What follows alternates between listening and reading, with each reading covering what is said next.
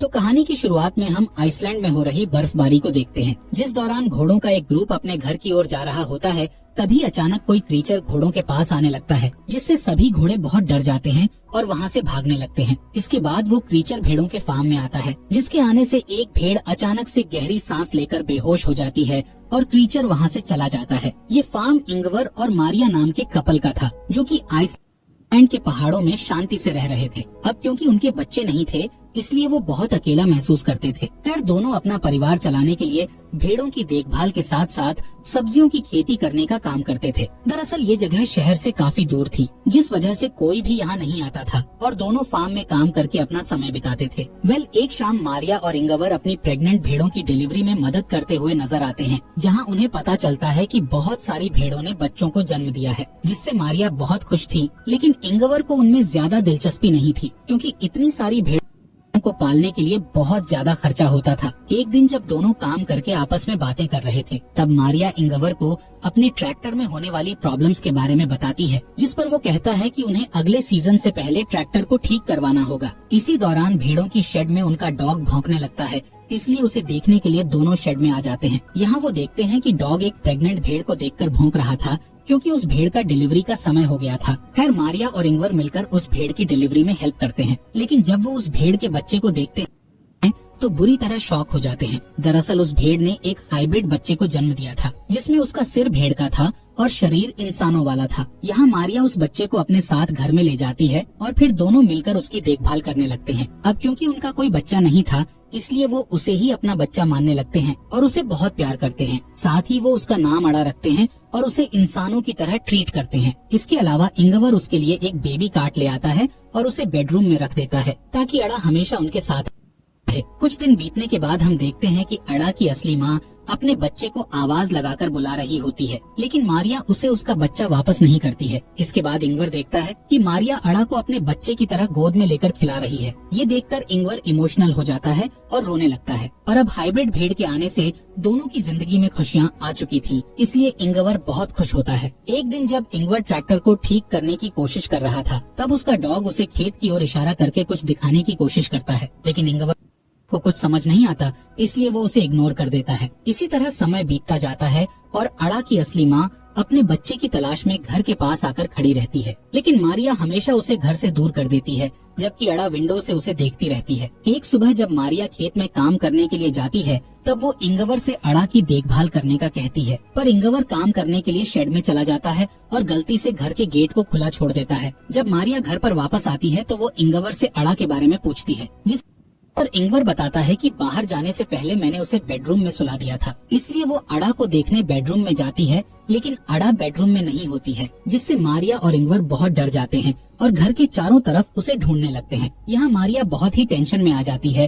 तब इंगवर उसे शांत करता है और कहता है कि वो अड़ा को जल्द ही ढूंढ लेंगे। अब वो दोनों अड़ा को अपने पूरे एरिया में खोजने लगते हैं, लेकिन उन्हें कहीं पर भी वो दिखाई नहीं देती है। इसलिए थक हार कर दोनों घर की ओर जाने लगते हैं। तब उन्हें भेड़ की आवाज सुनाई देती है। मारिया उस आवाज का पीछा करती है और देखती है कि अड़ा की असली माँ अड़ा को अपने साथ बाहर लेकर आई थी। मारिया तुरंत उस भेड़ से अड़ा को छीन लेती है और उसे ठंड से बचाने के लिए कपड़े से ढकने लगती है, जिसके बाद वो घर जाने लगते हैं, जिस दौरान अड़ा की माँ उनके पीछे आने लगती है, जिससे मारिया उस पर गुस्सा होती है और उसे यहाँ से दूर जाने का कहती है। घर में आने के बाद वो अड़ा को सुला देते हैं और राहत की सांस लेते हैं। कुछ महीनों बाद अड़ा बड़ी हो जाती है और अब वो इस परिवार का हिस्सा बन चुकी थी। खासकर अड़ा का रिश्ता मारिया के साथ बहुत अच्छा हो गया था और वो दोनों एक दूसरे के बिना नहीं रह सकती थी। एक रात मारिया को भेड़ों के बारे में डरावना सपना आता है, जिसे देखकर वो जाग जाती है और सोचने लगती है कि शायद अड़ा की माँ उसे अड़ा से दूर ले जाएगी। मारिया अड़ा को बचाने के लिए एक प्लान बनाती है, जिसमें वो इंगवार और अड़ा को सोता हुआ छोड़ घर के बाहर आ जाती है और अड़ा की माँ को शूट करके मार डालती है, जिसके बाद वो उस भेड़ को वहीं पर दफना देती है। तभी इंगवार का भाई पीटर मारिया को ऐसा करते हुए देख लेता है। असल में पीटर शहर में रहा करता था और छोटे मोटे क्राइम करके पैसा कमाता था, लेकिन कुछ कारणों से उसके साथी उसे इंगवार के यहाँ छोड़कर चले गए थे। खैर, पीटर भेड़ों की शेड में जाकर सो जाता है। जब उसकी आंख खुलती है तो उसे अड़ा दिखाई देती है, लेकिन जल्द ही अड़ा वहाँ से गायब हो जाती है, जिससे पीटर को लगता है कि शायद उसने कोई सपना देखा था। सुबह होने पर पीटर इंगवार से मिलता है, जिसे देखकर इंगवार बहुत खुश होता है, क्योंकि पीटर काफी समय के बाद यहाँ आया था। इसके बाद इंगवार उसे घर के अंदर लाता है और मारिया से नाश्ता बनाने का कहता है। जब वो लोग नाश्ता करने के लिए बैठते हैं तब वहाँ अड़ा भी आ जाती है। यहाँ मारिया अड़ा को पीटर से मिलाती है, लेकिन पीटर अड़ा को देखकर थोड़ा परेशान हो जाता है और किसी से कुछ भी नहीं कहता है। कुछ समय बाद अड़ा और मारिया एक साथ समय बिताते हुए नहा रही होती हैं। इस दौरान इंगवार और पीटर घर को पेंट कर रहे होते हैं। तभी पीटर घर के अंदर जाता है और मारिया को अड़ा के साथ नहाते हुए देखता है। जब इंगवार घर में आता है तब पीटर उससे पूछता है कि आखिर यहाँ क्या चल रहा है, जिस पर इंगवार उससे सिर्फ इतना कहता है कि उनका परिवार बहुत खुश है। रात में मारिया अड़ा को पीटर के पास लाती है और अड़ा को अपने अंकल पीटर से गुड नाइट कहने का बोलती है। तब पीटर एक बार फिर इंगवार से अड़ा के बारे में बात करने की कोशिश करता है, जिस पर इंगवार कहता है कि वो इस बारे में बात करना नहीं चाहता है। साथ ही वो पीटर से कहता है कि तुम यहाँ जब तक चाहो तब तक रह सकते हो, लेकिन तुम हमारे पर्सनल लाइफ में कोई भी इंटरफियर नहीं करोगे। यहाँ मारिया इंगवार से पूछती है कि आखिर पीटर यहाँ कितने दिनों तक रुकने वाला है। असल में पीटर मारिया के साथ फ्लर्ट करता था और उसे हमेशा गंदी नजरों से देखा करता था, इसलिए वो चाहती थी कि पीटर जल्द से जल्द यहाँ से चला जाए। खैर इंगवार उससे कहता है कि पीटर यहाँ कुछ समय तक रहेगा, क्योंकि वो अक्सर उन लोगों से बचने के लिए यहाँ आता है जिनको उसे पैसे चुकाने होते हैं। अगली सुबह तीनों मिलकर खेत में आलू लगा रहे होते हैं और उनका डॉग अड़ा की देखभाल कर रहा होता है, लेकिन अड़ा उस डॉग को डरा देती है। दूसरी तरफ तीनों एक ब्रेक लेते हैं, जिस दौरान पीटर मारिया से फ्लर्ट करने लगता है, लेकिन मारिया उसे दूर कर देती है। तब पीटर उससे कहता है कि तुम जिसे इंसान समझकर अपने घर में रखे हुए हो वो सिर्फ एक जानवर है, पर मारिया उसकी बातों पर ध्यान नहीं देती है और वहाँ से चली जाती है। अगली सुबह इंगवार अपने भाई पीटर को उठाता है और उसे एक शेड की सफाई करने के लिए मदद मांगता है। तब पीटर को सफाई करते समय अपने पुराने ड्रम्स मिलते हैं, जिन्हें देखकर वो बहुत खुश हो जाता है और ड्रम्स को बजाने लगता है। तब ड्रम्स की आवाज सुनकर अड़ा वहाँ आ जाती है और ड्रम्स का म्यूजिक सुनकर एंजॉय करने लगती है, पर पीटर को ये चीज पसंद नहीं आती है, इसलिए वो अड़ा का मजाक उड़ाने लगता है। साथ ही वो अड़ा को बाहर ले जाता है और उसे भेड़ बोलते हुए जबरदस्ती घास खिलाने लगता है, जिस दौरान इंगवार वहाँ आ जाता है और पीटर को ऐसा करते देख लेता है। अब इंगवार गुस्से में आकर पीटर को डांटने लगता है और अड़ा को अपने साथ ले जाने लगता है, जिस पर पीटर उससे कहता है कि अड़ा कोई इंसान नहीं है बल्कि एक जानवर है, पर इंगवार उसकी बातों को इग्नोर करके वहाँ से चला जाता है। अगली सुबह हम पीटर को देखते हैं जो चुपके से मारिया और इंगवार के बेडरूम में जाता है और उन्हें बताए बिना अड़ा को बाहर ले आता है। इसके बाद पीटर शेड से एक गन उठाता है और अड़ा को घर से दूर ले जाता है, जहाँ वो अचानक से अड़ा के ऊपर गन पॉइंट कर देता है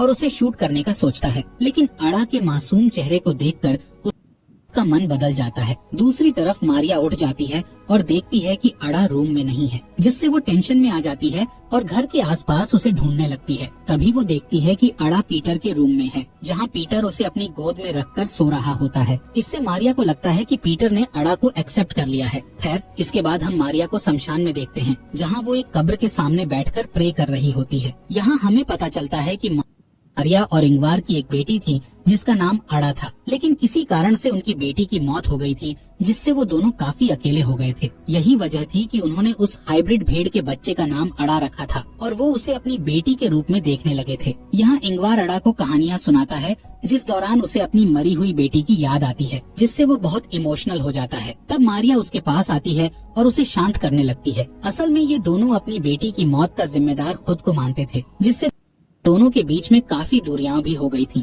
लेकिन जब से उन्हें अड़ा मिली थी तब से उन दोनों के बीच दूरियां खत्म होने लगी थीं। इसके अलावा पीटर भी अब अड़ा को पसंद करने लगा था और अक्सर उसे घुमाने के लिए बाहर ले जाता था, जिससे इंगवार और मारिया भी खुश होते थे और उन्हें अच्छा लगता था कि पीटर ने उसे अपना लिया है। एक दिन पीटर अड़ा को अपने साथ मछली पकड़ने के लिए ले जाता है। तब वो अड़ा को अपने और इंगवार के बचपन के बारे में बताता है, लेकिन जब वो घर की ओर वापस जाते हैं तब रास्ते में उनका ट्रैक्टर खराब हो जाता है। यहाँ पीटर ट्रैक्टर को ठीक करने लगता है, पर उसे समझ नहीं आता है कि आखिर ट्रैक्टर में क्या प्रॉब्लम है, इसलिए वो ट्रैक्टर को वहीं छोड़ देता है और अड़ा को लेकर घर आ जाता है, जहाँ डिनर करने के बाद वो सभी टीवी में एक गेम देखते हैं, लेकिन उनकी टीम हार जाती है, जिससे उनका मूड खराब हो जाता है। इसलिए मारिया सबको खुश करने का सोचकर टीवी में पीटर के एक पुराने म्यूजिक वीडियो को चला देती है, जिससे सबका मूड अच्छा हो जाता है और वो डांस करने लगते हैं। यहाँ वो तीनों एंजॉय करते हुए ड्रिंक कर रहे थे। तब अड़ा उन्हें बिना बताए घर से बाहर आ जाती है, जहाँ वो उसी क्रीचर को देख लेती है जो कि कहानी की शुरुआत में भेड़ों के फार्म में आया था। इस क्रीचर को देखकर अड़ा घर की ओर भागती है और शेड में जाकर अपने आप को देखने लगती है। दरअसल अड़ा के मन में ये चल रहा था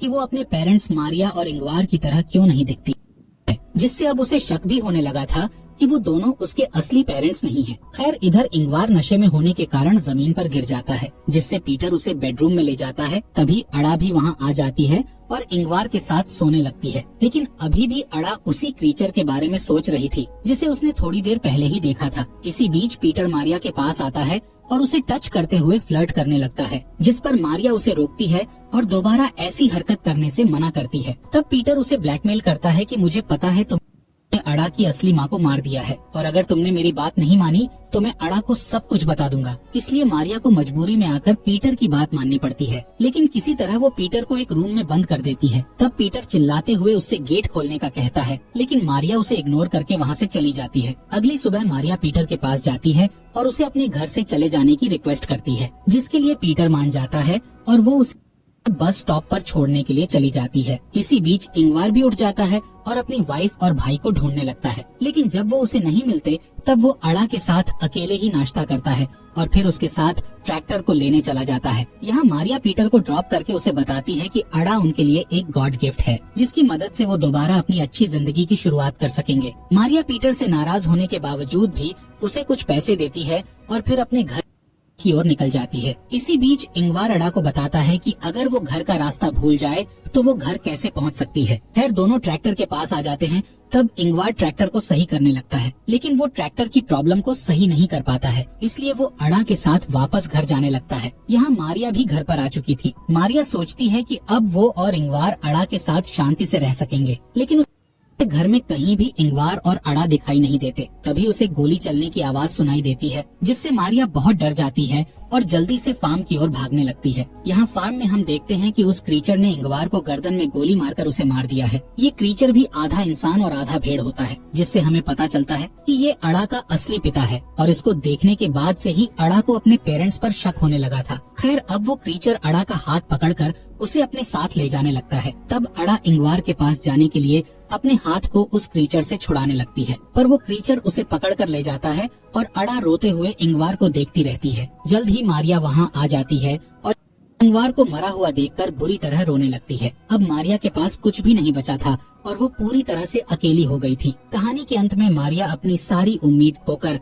अपनी आँखों को बंद कर लेती है और इसी के साथ इस मूवी का यहीं पर एंड हो जाता है।